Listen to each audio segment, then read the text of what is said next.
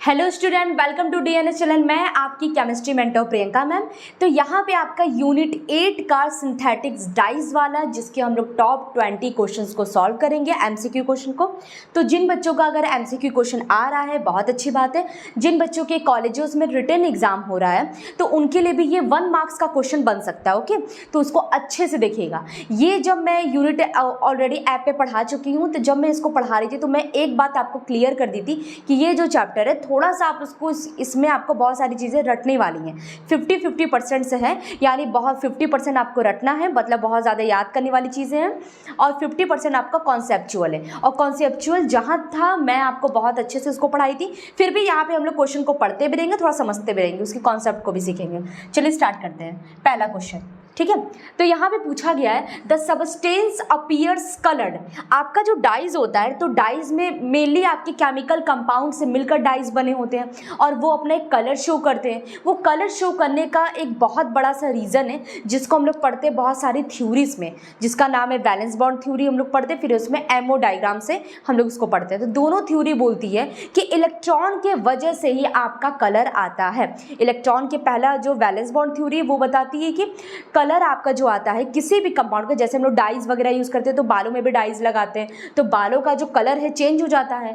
जैसे किसी का वाइट है तो ब्लैक हो जाएगा, किसी का ब्लैक है तो ब्राउन हो जाएगा या रेड में कन्वर्ट हो जाएगा। तो ऐसा क्या होता है उसमें, वो जो डाई होता है उसमें होता क्या, तो उसमें कंस्टिट्यूएंट पार्टिकल्स यानी बहुत सारे कलर्स होते हैं। वो कलर्स का कंपाउंड केमिकली कंपाउंड होता है। तो इस क्वेश्चन में पूछा गया है कलर किसके वजह से आता है। तो ध्यान दो, वैलेंस बॉन्ड थ्योरी ये बोलती है जो कलर आता है वो इलेक्ट्रॉन के ट्रांजिशन करने से, यानी इलेक्ट्रॉन आपका लोअर में होगा, अपने हायर वाले स्टेट में ट्रांजिशन करेगा, इसका मतलब जंप करेगा। जंप करने के बाद जब वो नीचे आता है तो उसके में से क्या होता है, एक जैसे मान लो फॉर एग्जांपल ऐसे इलेक्ट्रॉन यहाँ से यहाँ जंप किया, ठीक। तो ये क्या हुआ, जब ये नीचे आया अपने पोजीशन पे तो यहाँ से एक इसको क्या हुआ, एनर्जी रिलीज किया। अब एनर्जी का जो फॉर्मूला होता है वो होता है एनर्जी इन्वर्सली प्रोपोर्शनल होता है लैम्डा के, यानी एनर्जी जितना ज़्यादा होगा लैम्डा की वैल्यू उतनी कम। तो इन दोनों का डिफरेंस भी कम है, तो इन दोनों का डिफरेंस कम है, मतलब यहाँ पे एनर्जी की वैल्यू कम आएगी। कुछ ना कुछ एनर्जी यहाँ पे रिलीज किया है। जब कुछ एनर्जी रिलीज किया, कम मतलब एनर्जी आपका कम है, तो वेवलेंथ की वैल्यू यानी जो आपका तरंग दैर्ध्य है या वेवलेंथ है तो उसकी वैल्यू बढ़ जाती है। और एक चीज़ आपको और याद होगा, आपने 9th 10th से ही ये चीज़ें पढ़ी हैं, विबग्योर। ये आपका क्या होता है, विजिबल रीजन है, विजिबल रेंज है, जिसमें हम लोग के जो आईज होती है इस कलर को एब्जॉर्ब करके हमें कलर दिखाती है। जैसे मान लो ये आपको बोर्ड आपको ब्लैक लग रहा है, ये वाइट लग रहा है, वो थोड़ा येलोश कलर में है, ठीक है। तो ये सारी चीज़ें आपको कलर आइडेंटिफाई आप कैसे कर पाते हैं, वो आइज के द्वारा कर पाते हैं। तो उसमें आपका जो विजिबल रीजन है वो आपका विबग्योर आता है, violet, indigo, blue, green, yellow, orange, red. तो ध्यान देना, जब भी हम लोग लेफ्ट टू राइट यहाँ पे जाते हैं तो आपका वेवलेंथ की वैल्यू बढ़ता है, और यहाँ से यहाँ जाएंगे तो एनर्जी आपका बढ़ेगा। इस बात को ध्यान देना, और इसी का इन्वर्सली प्रोपोर्शनल, इस फॉर्मूले को याद किए रहना, ठीक। अब यहाँ पे क्या है, इस क्वेश्चन में क्या पूछा गया, बोल रहा है कलर ड्यू टू, चलिए आगे पढ़ते हैं। The selective absorption of spectral colours, जो कलर्स का जो स्पेक्ट्रल है वो सेलेक्टिव होना चाहिए। अच्छा, दूसरा पॉइंट पढ़ते हैं। The interaction between UV light and the electrons of the dyes molecule, UV का जो इंटरैक्शन है वो आपके इलेक्ट्रॉन्स के साथ, डाइज के साथ होना चाहिए। The composition of white light, मैं आपको क्लास में ही पढ़ाई थी, जब वाइट कलर आपको मतलब ढेर सारे आपके कलर्स आपस में मिक्स हो जाते हैं तो वाइट कलर दिखाता है। तो इन सब का प्रॉपर्टीज़ है, ये सारे ऑप्शन आपके सही हैं। इसका करेक्ट ऑप्शन हो जाएगा डी, क्योंकि आपका जो कलर दिखाई दे रहा है इसमें तीनों के रिस्पॉन्सिबल है, स्पेक्ट्रल कलर भी, वाइट कलर का कंपोजिशन भी और यूवी का इंटरैक्शन भी। ये तीनों चीज़ आपको बताते हैं कि इन तीनों की वजह से ही कलर आता है। पर एक्चुअली में कलर जो आता है वो केमिकल कंपाउंड, जो हम लोग केमिस्ट्री पढ़ रहे हैं, फिजिक्स तो पढ़ नहीं रहे, तो केमिस्ट्री में आपको केमिकल कंपाउंड्स को ध्यान में रखना कि जो आपका डाइज बना है वो केमिकल कंपाउंड से मिलकर बना है, और केमिकल कंपाउंड्स में आपके क्या होते हैं, इलेक्ट्रॉन्स होते हैं। तो उस बात को ध्यान दीजिएगा। और वहाँ पर क्या होगा, रेजोनेंस होगा, कॉन्जुगेशन होगा। चलिए आगे चलते हैं।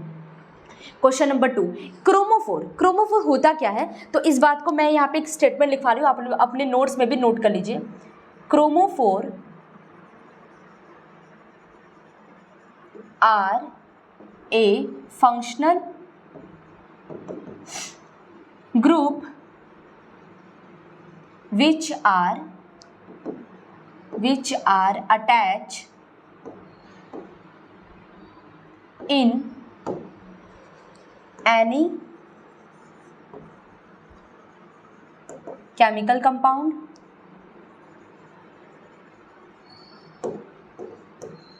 this functional group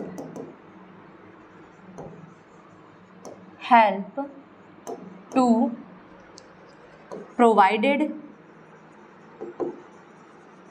color of any chemical compound such as dyes।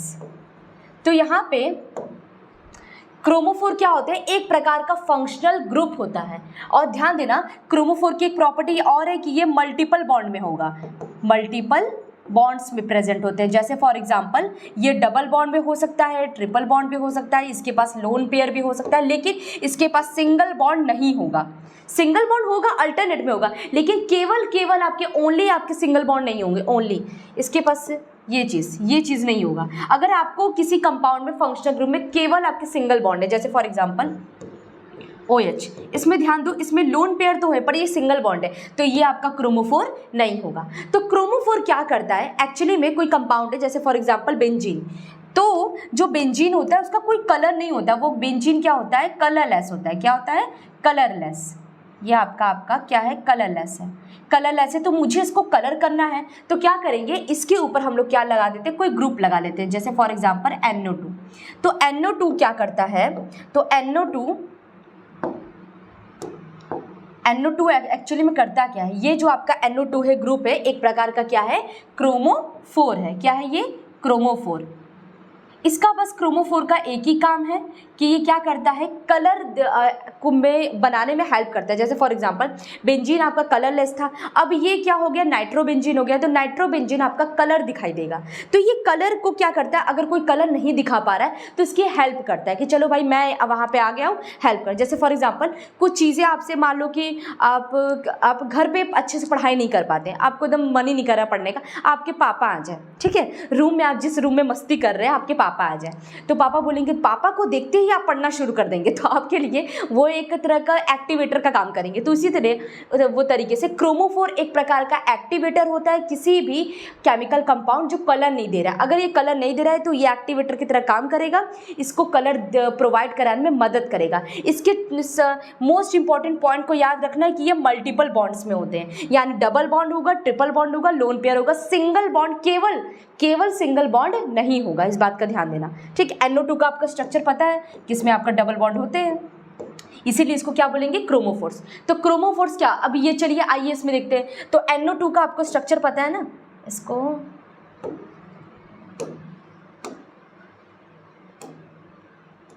चलो NO2 का जो स्ट्रक्चर है वो ऐसे है।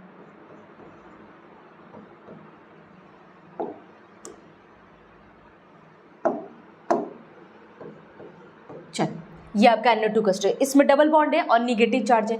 NH2 को चेक करो तो NH2 आपका कुछ इस प्रकार से है, लोन पेयर, इसके पास कोई भी डबल बॉन्ड नहीं है। SO3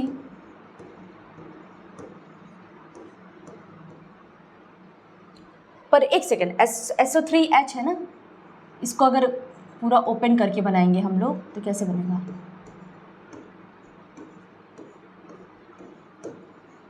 ठीक, इस तरीके से इसके पास भी डबल बॉन्ड है। और ये कार्बन कार्बन इसके पास तो है ही। चल क्लियर है। अब देखो सबके पास डबल बॉन्ड है, केवल इसके पास नहीं है, तो एक क्रोमोफोर, अरे क्वेश्चन गलत है, क्रोमोफोर नॉट बोल रहा है, क्रोमोफोर कौन नहीं है, तो क्रोमोफोर ये नहीं है। क्वेश्चन बेस प्रिंटिंग हो गया। कभी कभी क्या होता है ना, क्वेश्चन जब टाइप करते हैं, जो टाइपर वाले होते हैं जो टाइप करते हैं, तो वहाँ पे थोड़ा बहुत ये मिस्टेक चल जाता है, कभी नॉट लिखना भूल गया, तो ये ह्यूमन मिस्टेक है, इसका आप लोग बहुत ज़्यादा वो मत करना।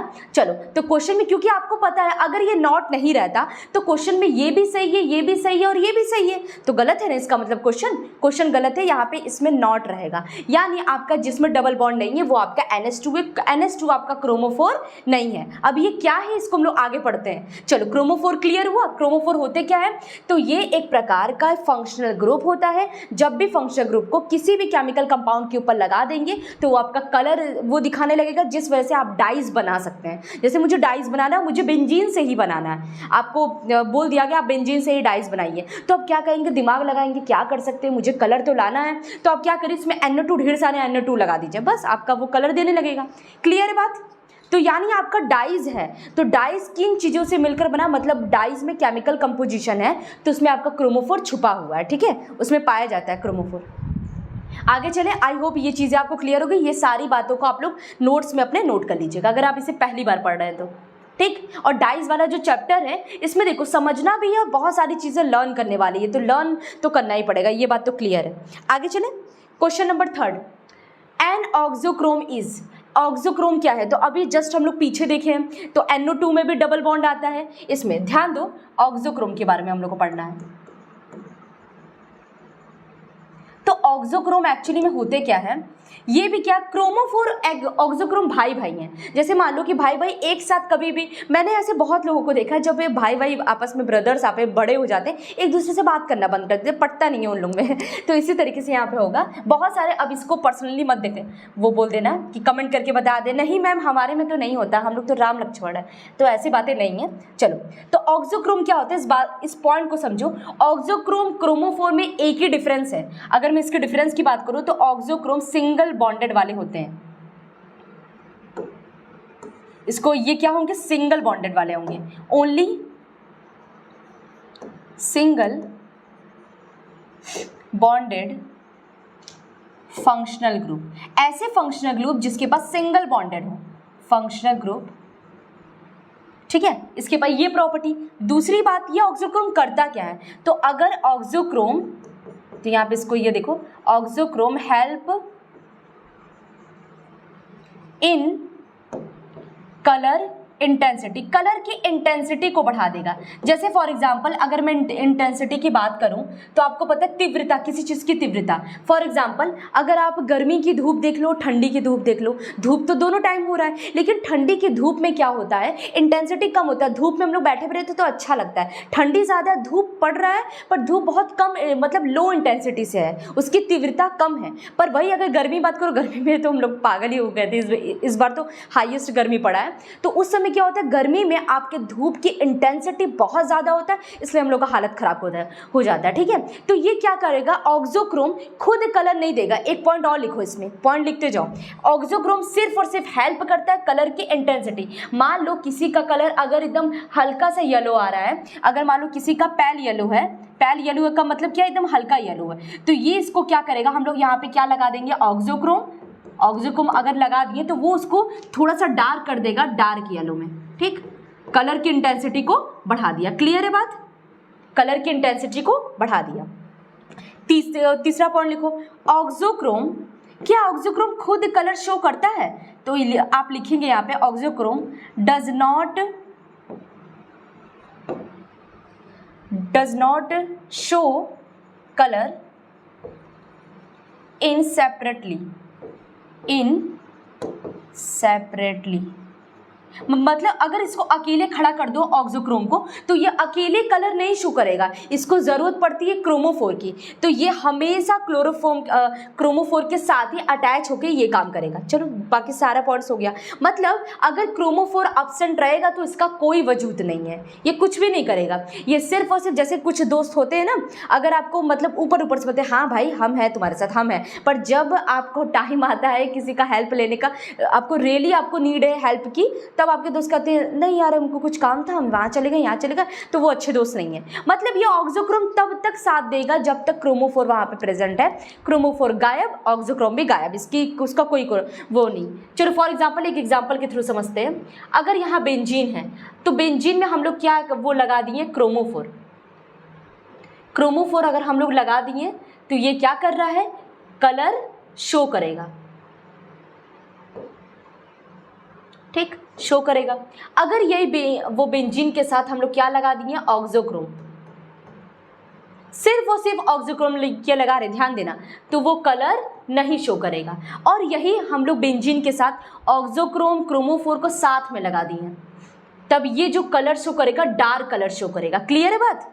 डार्क शो करेगा। यानी अगर आपका कोई केमिकल कंपाउंड है कलरलेस है, उसको मुझे कलर देना है क्रोमोफोर लगा दो, मुझे उसको और कलर देना, मतलब उसका चमचाते एकदम डार्क कलर हो, जैसे डाइज वगैरह का एकदम डार्क कलर नहीं होता तभी तो बालों पे चढ़ता है, तो वो डार्क कलर होने का कारण ये है कि वहाँ पे ऑक्सोक्रोम प्रेजेंट होता है। ठीक है, तो ऑक्सोक्रोम क्रोमोफोर को हेल्प करता है कलर की इंटेंसिटी को बढ़ाने में। तो यहाँ पे, और ये सिंगल बॉन्डेड होते हैं, इनके पास लोन पेयर रहेगा सही है, लेकिन ये सिंगल बॉन्ड मल्टीपल बॉन्ड में नहीं होगा। ये इंपॉर्टेंट पॉइंट है। तो इसका करेक्ट ऑप्शन कौन जाएगा? इसके पास भी डबल बॉन्ड है, इसके पास भी डबल बॉन्ड है, NO2 का जस्ट पीछे स्ट्रक्चर देखिए, उसके पास भी डबल बॉन्ड है, इसके पास डबल बॉन्ड नहीं है, यही इसका करेक्ट ऑप्शन हो जाएगा। क्लियर है बात? आगे चलें। हाँ, वीडियो तो एकदम ठीक है। आगे चलें। Question number 4। तो इंडिगो क्या है? ये भी एक प्रकार का डाइज है। ठीक है, इंडिगो। तो ये इंडिगो इज कौन सा ये डाई है? वेट डाई है, एजो डाई है, ट्राइफेनिल मीथेन डाई है। तो ध्यान देना, ये एक प्रकार का वेट डाई है। इसको देखो बच्चों, लर्न करना है, इसके लिए कोई ऑप्शन वगैरह नहीं है, इसको लर्न करना है। ये है तो है, वेट डाई है। ठीक है, चलो आगे बढ़ते हैं। Question number 5। Which one out of the following is necessary for a substance to act as, अरे एक सेकंड बच्चों, to act as dye, to act as dye. चलो बताओ क्या हो जाएगा। तो ये बोल रहा है कि क्या है नेसेसरी, यानी सबस्टेंस के ऊपर क्या पे हम लोग लगा दे, जरूरी है उसको लगाना, तो वो डाई की तरह काम करेगा, मतलब कलर देने का काम करेगा। कौन है? चलो बताओ। क्रोमोफोर है, क्रोमोजन एंड ऑक्सोक्रोम। अच्छा, क्रोमोजन ये है, क्रोमोजन है, एक क्रोमोफोर, ध्यान देना, एक क्रोमोजोन है, क्रोमोफोर है, क्रोमोजन एंड ऑक्सोक्रोम है, ऑक्सोक्रोम। ध्यान दो, ऑक्सोक्रोम कभी भी अकेला काम नहीं करता, कलर देने का काम नहीं करेगा, तो ऑक्सोक्रोम को कट करो हमेशा। और ये क्रोमोजोन भी एक प्रकार का केमिकल कंपाउंड है, पर वो कलर नहीं देता है, ये भी नहीं है। अब इसको क्या किया है, ऑक्सोक्रोम को क्रोमोजन को एक साथ रख दिया। पहली बात तो ऑक्सोक्रोम को हमको क्रोमोफोर के साथ लगाना है, ये भी गलत हो गया। करेक्ट ऑप्शन क्या है? क्रोमोफोर अकेला का वो काफ़ी है, बोलेगा हम भाई अकेले कलर दे सकते हैं, तो यही अगर किसी भी केमिकल सबस्टेंस पे लगा देते तो वो बहुत अच्छा कलर देता है। सही है, आगे चले। Question number 6। मेलाचाइट ग्रीन क्या है? एजो डाई है, या ट्राइफेनाइल मीथेन डाई है, सल्फर डाई है, वेट डाई है। तो उसका करेक्ट ऑप्शन है बी, ये ट्राइफेनाइल मीथेन डाई है। ये भी आपका लर्न करना है। अब देखो मैं कह रही हूँ ना, तो कुछ आपको ऐसे क्वेश्चन मिलेंगे सॉरी बच्चों, कुछ आपको ऐसे क्वेश्चन मिलेंगे तो उसमें क्या होगा, आपको ट्राइफेनाइल मीथेन डाइज, तो मतलब उसमें आपको डायरेक्ट क्वेश्चन पूछ देगा, बेसिक डाई है, एजो डाई है, उसके लर्न करने के लिए कोई भी ट्रिक नहीं है, तो आपको उसको लर्न ही करना पड़ेगा। ठीक, ये क्वेश्चन नंबर 7। एलिजरीन क्या है? तो इसको जब मैं आपको पढ़ा रही थी तो मैं आपको बताई थी, ये एंथ्राक्यूनेनोन डाइज है। ट्राइफेनिल मीथेन डाई ये कौन सा है? अभी जस्ट हम लोग ये पीछे पढ़े, याद कर लो, ये कौन सा डाई है? ये मेलाचाइट ग्रीन है।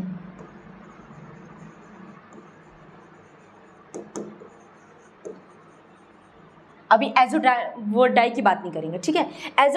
एजो डाई में आपका आ जाएगा मेथाइल ऑरेंज। क्या आ जाएगा? Methyl orange. क्लियर है? अब इसको भी छोड़ दो, तो ये नहीं है, ये नहीं है और ये नहीं है। इसका करेक्ट ऑप्शन क्या है? ए। ठीक, आगे चले। क्वेश्चन नंबर 8 क्या है? Which of the following is an azo dye? Azo dye क्या है? मेलाचाइट ग्रीन नहीं, मेलाचाइट ग्रीन ट्राइफेनिल मतलब बेसिक डाई है, ठीक है। और ये एलिजरीन भी नहीं है, मेथिल ऑरेंज। एजोडाई आपका क्या है? Methyl orange. जस्ट हम लोग पीछे पड़े हैं। तो ये 2-3 डाई से घुमा फिरा के क्वेश्चन पूछेगा, उसको अच्छे से एक चार्ट बना लो, एक पूरा डाइज लिख लो, उसमें कौन कौन सा डाइज क्या क्या उसको लिख लो, ठीक है। उसको लर्न कर लेना। चलो आगे पढ़ते हैं। Question number 9, which of the following is chromophore? Chromophore कौन है? बस जल्दी से देख लो कौन सा। मल्टीपल बॉन्ड है, तो जो मल्टीपल बॉन्ड वाले आपके ये भी हैं, ये भी हैं, और हाँ ये भी है, ये नहीं है। फिर से इसमें क्वेश्चन गलत पूछ लिया। इसमें पूछ लिया विच of the following is a chromophore, which of the following is a not chromophore. सारे के सारे तो क्रोमोफोर है, तो इसका करेक्ट ऑप्शन क्या हो जाएगा? सी।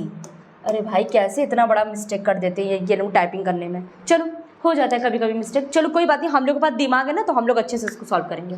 तो क्वेश्चन नंबर 9 में आपका करेक्ट ऑप्शन सी होगा। क्यों? क्योंकि इसके पास कोई भी डबल बॉन्ड नहीं है, ये एक प्रकार का ऑक्सोक्रोम की तरह काम करता है, न कि क्रोमोफोर की तरह। क्लियर है? ऑक्सोक्रोम क्रोमोफोर क्लियर है, तो ये सारी चीजें आपको समझ में आ जाएगा। Question number 10, for a coloured compound to behave as a dye, dye कैसे कलर्ड कंपाउंड बिहेव करेगा। देखो डाइज बहुत ज़्यादा डार्क कलर के होते हैं, तो इसमें क्रोमोफोर ऑक्सोक्रोम मिला हुआ रहता है। चलिए देखते हैं ऑप्शन। ऑक्सोक्रोम, पहली बात तो ऑक्सोक्रोम की इतनी हैसियत ही नहीं है कि वो अकेला किसी कंपाउंड को कलर दे सके, गलत। क्रोमोफोर, बात तो सही है, क्रोमोफोर तो रहेगा ही। ए और बी दोनों, हाँ ए और बी दोनों, अगर इन दोनों को साथ में मिला दे तो काम करेगा। इसका करेक्ट ऑप्शन क्या है? सी।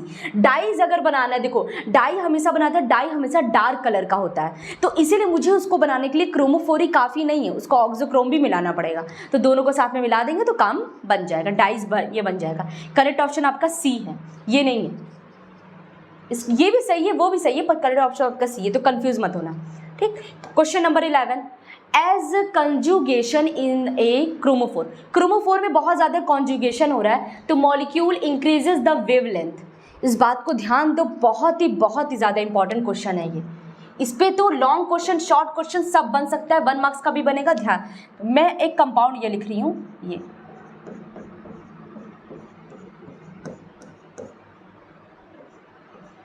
चलो आप यहाँ पे देख रहे हैं डबल बॉन्ड सिंगल बॉन्ड, ठीक है। ध्यान दो, कहीं पर भी आपका मल्टीपल बॉन्ड है, double bond single bond, double bond single bond, और ये सब क्या है, आपस में अल्टरनेट हो रहे हैं। तो यहाँ पे आपका जो हो जाएगा, ये यहाँ से क्या करेगा, कॉन्जुगेशन करेगा, कॉन्जुगेशन। तो ये हो क्या रहा है, यहाँ पे कॉन्जुगेशन हो रहा है।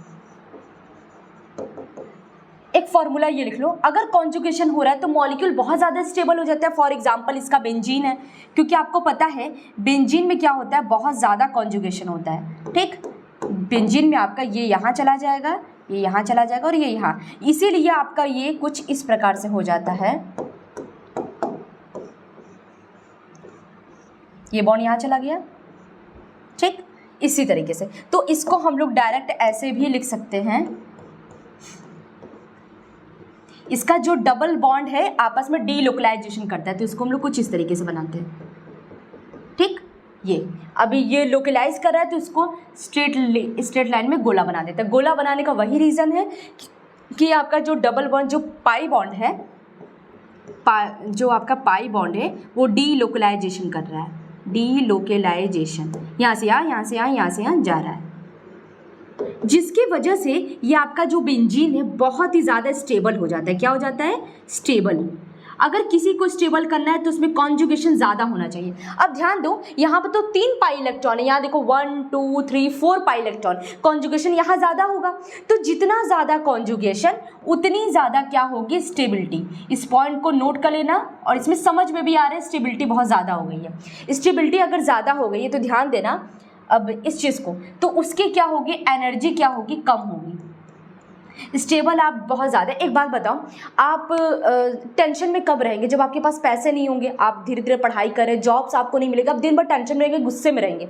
अगर मैं आपको सरकारी जॉब दे दूं, हालांकि मेरी अथॉरिटी नहीं है, अगर आपको कहीं से भी मिल जाए सरकारी जॉब, ठीक है, गवर्नमेंट जॉब आपके पास है, क्या आप गुस्से में रहेंगे? आपके पास हर महीने पैसे आ रहे हैं, आप मेहनत भी करें, थोड़ा बहुत आपका गुस्सा रहेगा, पर आपके दिमाग से वो टेंशन खत्म हो गया कि जॉब चाहिए, जॉब चाहिए, जॉब तो आपको मिल गया, तो वहाँ पर आपकी एनर्जी कम हो गई। एनर्जी कम होता है मतलब स्टेबिलिटी आपके पास आ गया। तो कोई भी मॉलिक्यूल में हर कोई स्टेबल होना चाहता है, चाहे वो हम लोग हो, चाहे केमिस्ट्री में इलेक्ट्रॉन प्रोटॉन न्यूट्रॉन हो, कोई मॉलिक्यूल हो, कंपाउंड हो, सब लोग स्टेबल होना चाहता है। तो स्टेबिलिटी जितनी ज़्यादा, एनर्जी इतना कम। और आपको पता है इसके लिए हम लोग वेवलेंथ पढ़ते हैं, यानी वेवलेंथ को बढ़ाने के लिए मुझे स्टेबिलिटी बढ़ाना पड़ेगा, और मुझे स्टेबिलिटी को बढ़ाने के लिए कॉन्जुगेशन बढ़ाना पड़ेगा। क्लियर है? इस पॉइंट को अच्छे से नोट कर लो, क्योंकि बहुत ही ज़्यादा इंपॉर्टेंट है ये। ठीक, बहुत ही ज़्यादा इंपॉर्टेंट है। आई होप अगर आपको इसमें अगर लॉन्ग क्वेश्चन, कभी कभी क्या होता है ना कॉन्जुगेशन वगैरह वेवलेंथ पे ऐसे बोल देगा, दो कंपाउंड दे देगा, बोलेगा कि इसका वेवलेंथ कम है, सॉरी इसका जो कलर दिखाने का जो वेवलेंथ कम है इसका ज़्यादा है, तो इसका ज़्यादा है तो क्यों है, तो इस बारे में पूरा डिटेल में पूछ देगा, क्वेश्चन बना के स्ट्रक्चर बना के दे देगा। तो आप उसको चेक करना पड़ेगा कॉन्जुगेशन किस में ज़्यादा है, तो आप बताएंगे कॉन्जुगेशन ज़्यादा है, स्टेबिलिटी, ये तो मैं एक ही लाइन में बता दी ना, आपको इसको रिटन में बहुत अच्छे से लिखना है। तो ध्यान दो, कॉन्जुगेशन ज़्यादा, स्टेबिलिटी ज़्यादा, यानी वेवलेंथ ज़्यादा। और आपको पता है वेवलेंथ अगर ज़्यादा हो गया तो वो कलर आपको किस में दिखाई देगा, डार्क कलर में दिखाई देगा, जैसा कि यहाँ पे है। हम बताएं ना इसका वेवलेंथ की वैल्यू लेफ्ट टू राइट बढ़ती है, वेवलेंथ की वैल्यू बढ़ गई तो आपको कलर बहुत अच्छा दिखाई देगा, बहुत डार्क कलर दिखाई देगा। ठीक है, क्लियर है बात, क्लियर है ना, कोई डाउट नहीं होना चाहिए इसमें। चलो, तो यहाँ पे इसका मतलब ये क्या है कि इसका, अब देखो क्वेश्चन पढ़ो, कॉन्जुगेशन इन ए क्रोमोफोर, क्रोमोफोर की वजह से ही कॉन्जुगेशन होगा, क्यों, क्योंकि क्रोमोफोर के पास है double bond. Molecule increases with the wavelength, तो मॉलिक्यूल क्या करेगा, अपने वेवलेंथ को इंक्रीज करेगा। ऑफ लाइट एब्जॉर्ब, तो कॉन्जुगेशन को क्या करने पर बोल रहा है, आपका वेवलेंथ इंक्रीज हो रहा है, तो हम लोग को कॉन्जुगेशन को क्या करना पड़ेगा, वो डिक्रीज करना पड़ेगा, इंक्रीज करना पड़ेगा। नो इफेक्ट, तो नहीं, पहली बात तो नो इफेक्ट तो है नहीं, इसका करेक्ट ऑप्शन क्या है, इंक्रीज। कॉन्जुगेशन को इंक्रीज करेंगे, इसको बढ़ाएंगे तो आपका क्या होगा, ये भी आपका बढ़ रहा है, वेवलेंथ भी आपका बढ़ेगा। देखो कॉन्जुगेशन को बढ़ाएंगे तो वेवलेंथ बढ़ेगा, क्लियर है, तो इसका करेक्ट ऑप्शन क्या हो जाएगा, बी। अब इस पे बच्चों इंपॉर्टेंट है, इस पे किसी भी तरीके से क्वेश्चन को घुमा फिरा के पूछ सकता है। ये पूछ लेगा कि चलिए बताइए, किसी का कॉन्जुगेशन को बढ़ाने से क्या उसका क्या उसका बढ़ेगा, तो आप ये बताएंगे कि उसका डार्क कलर का डार्कनेस बढ़ेगा, या ये बहुत सारी चीज़ों से इससे क्वेश्चन बन सकता है। तो आपका अगर आपका ये कॉन्सेप्ट क्लियर है तो क्वेश्चन आप बता सकते हैं। ठीक है, इस फॉर्मूला को ज़रूर से नोट कर लेना। आगे चलते, question number 12, colour produce groups are called, जो कलर प्रोड्यूस करते हैं उसे क्या करते हैं, क्रोमोफोर। इसे क्या बोलते हैं, गलत है, क्रोमोफोर बोलेंगे। जो कलर को प्रोड्यूस करते हैं वो आपके क्या होते हैं, क्रोमोफोर होते हैं। क्लियर है बात, देखो जानबूझ के कंफ्यूज करने के लिए एक जैसा दिया है, ठीक है, इस तरीके से लोग पेपर बनाते हैं। विच of the following is a not an auxochrome, auxochrome कौन नहीं है, ऑक्सोक्रोम को पता करने के लिए आपको चेक करना है कि कौन सिंगल बॉन्ड है। सिंगल बॉन्ड वाला ये नहीं है, इसको काट दो, सिंगल बॉन्ड वाला आपका, एक सेकेंड, ये भी नहीं है, इन दोनों में है। तो ध्यान दो, अब देखो, अब इसमें क्वेश्चन फंस गया,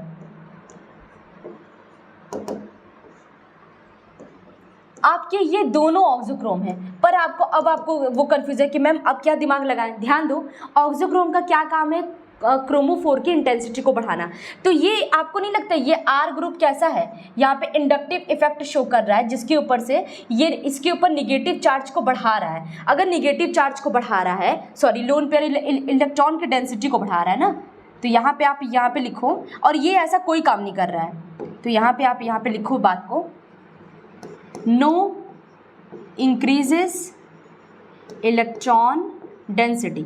आपका नाइट्रोजन के ऊपर इलेक्ट्रॉन डेंसिटी नहीं बढ़ रहा है ऑन नाइट्रोजन एटम, ठीक, पर यहाँ पे आपका ये दोनों क्या करें, पुल करें इंडक्टिव इफेक्ट से, प्लस आई इफेक्ट से, ये क्या करें, दोनों ग्रुप एन को अपना इलेक्ट्रॉन दे रहे, सौंप दे रहे, क्योंकि ये क्या है, आर ग्रुप है, आर ग्रुप का काम ही है इलेक्ट्रॉन को किसी को दे देना। ठीक है, तो नाइट्रोजन के पास ढेर सारे इलेक्ट्रॉन हो गए, अब वो क्रोमोफोर की और अच्छी मदद करेगा। जैसे फॉर एग्जाम्पल आपको पैसे की ज़रूरत है, आपका दोस्त बहुत ज़्यादा पुअर रहेगा तो आपकी हेल्प नहीं कर पाएगा, अगर वो रिच रहेगा तो आपकी हेल्प कर सकता है, वो अलग बात है कि वो देना चाह रहा है कि नहीं। तो यहाँ पे नाइट्रोजन को और ज़्यादा इलेक्ट्रॉन चाहिए जिससे वो क्रोमोफोर की मदद कर सके। तो यहाँ पे इलेक्ट्रॉन डेंसिटी ऐसे लिखो, electron density on nitrogen atom increases. अगर ये इंक्रीज करेगा तो उसका करेक्ट ऑप्शन क्या हो जाएगा, बी। क्लियर है बात, क्यों, बात तो सही है, दोनों आपके हैं, क्योंकि दोनों में सिंगल बॉन्ड है, लोन पेयर है तो कोई दिक्कत है, डबल बॉन्ड तो है नहीं, लेकिन कौन ज़्यादा, कई बार क्या होता है क्वेश्चन में दो ऑप्शन सही होते हैं, उसमें से जो ज़्यादा सही है उसको हम लोग टिक लगाएंगे। चलिए क्वेश्चन नंबर 14 में क्या है, विच ऑफ द फॉलोइंग, चलिए क्वेश्चन को रीड करिए। Which of the following is wet dye, अरे वेट डाई को स्टार्टिंग में हम लोग पढ़े हैं ना, कौन सा था वो, Indigo, phenolphthalein, phenyl, ethyl orange, कौन सा था वो वेट डाई, चलो और चेक कर लेते हैं हम लोग। वेट डाई आपका इंडिगो था। वो चेक करो, इसी क्वेश्चन को घुमा दिया है बस क्या इन लोग पेपर बनाते हैं, कम से कम टफ क्वेश्चन देना चाहिए था। चलो अब ये चैप्टर बहुत इजी है, जैसे इससे कोई क्वेश्चन इतना हार्ड वाला बनेगा ही नहीं। जैसे मान लो अगर मैं बोलूँ केमिकल का है वो काइनेटिक्स, तो इससे क्वेश्चन को घुमा सकते हैं, तो इससे कोई क्वेश्चन को घुमा ही नहीं सकता। इसका करेक्ट ऑप्शन है इंडिगो। आगे चलें, question number 15, which is responsible for colour organic compound. एक ही क्वेश्चन को बार बार पूछ रहा है। हाँ वो ध्यान दो, आप जो बच्चों को ये लगेगा कलर के लिए तो क्रोमोफोर इसको लगा देंगे, जो कि ये गलत है।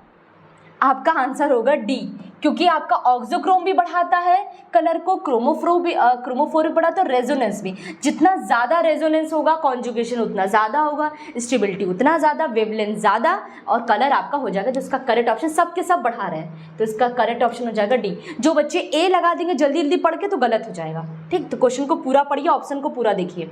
विच इज़ नॉट क्रोमोफोर, कौन क्रोमोफोर नहीं है? तो ये भी है, ये भी है, ये भी है, ये नहीं है। चलो ये वाला, इसमें तो कोई मिसप्रिंटिंग नहीं हुआ। ये भी, इसमें डबल बॉन्ड, इसमें डबल बॉन्ड, इसमें भी डबल बॉन्ड, इसमें तो ट्रिपल बॉन्ड है। ठीक है, इसमें तो ट्रिपल बॉन्ड है ऐसे एनो में। तो यहाँ पे क्या है, चलो यहाँ पे इसका करेक्ट ऑप्शन क्या हो जाएगा, डी। क्वेश्चन नंबर 17 जल्दी जल्दी सॉल्व कर लेते हैं हम लोग। इसमें बोला गया विच ऑफ द बेसिक डाई कौन है? मेलाचाइट, ग्रीन, एलिजरीन, इंडिगो। तो ध्यान देना एलिजरीन है। एलिजरीन आपका क्या होता है, बेसिक डाई होता है। ठीक, क्लियर है? इसको भी आपको लर्न करना है, कोई शॉर्टकट नहीं है इसके लिए। Malachite green is a direct dye for silk and wool. Silk और वुल में इसका प्रयोग किया जाता है डाइस का। तो इसमें बोला इट इज प्रिपेयर्ड, किस चीज से प्रिपेयर होता है? तो benzyl aldehyde and dimethyl aniline. तो बेंजिल एल्डिहाइड का मतलब ये प्लस एनिलीन, पहले तो एनिलीन बना लो। अच्छा सही, डाइमेथिल एनिलीन ना, ये एम हम तो आपको डायरेक्ट एम लिख देते हैं, पर आप लोग पूरा लिख लो वरना समझ में नहीं आएगा। CH3 ये आपका, इन दोनों से बनेगा मेलाचाइट ग्रीन। क्या बनेगा? मेलाचाइट ग्रीन।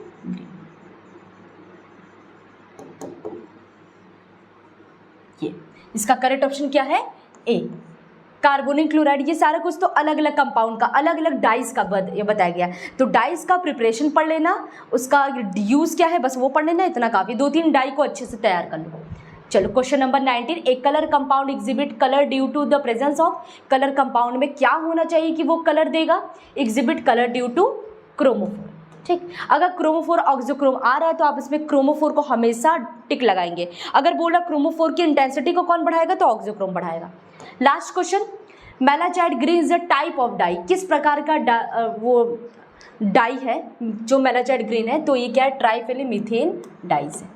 एजोडाई नहीं है, वेट डाई तो इंडिगो था, एजोडाई आपका मेथिल ऑरेंज था, एंथ्राक्यूनिनोन डाइस ये कौन सा था, शायद मैं भूल रही हूँ, एक सेकंड, ये आपका स्टार्टिंग में ही था, मुझे याद है, अभी दिमाग में नहीं आ रहा है। मेलाचाइट का कौन सा था ये, एलिजरीन, हाँ याद आ गया, एलिजरीन था। इतनी सारी चीज़ें दिमाग में चलती रहती है तो इंसान भूल जाता है। चलो तो 20 का आंसर हो जाएगा सी, ये आपका मेलाचाइट ग्रीन है। यहाँ पे आपका सब कुछ खत्म, बस आपका ये सिंथेटिक डाइज, बहुत छोटा चैप्टर है, बढ़िया से तैयार करो, उसको स्किप मत करना, बढ़िया से इस पर क्वेश्चन देना।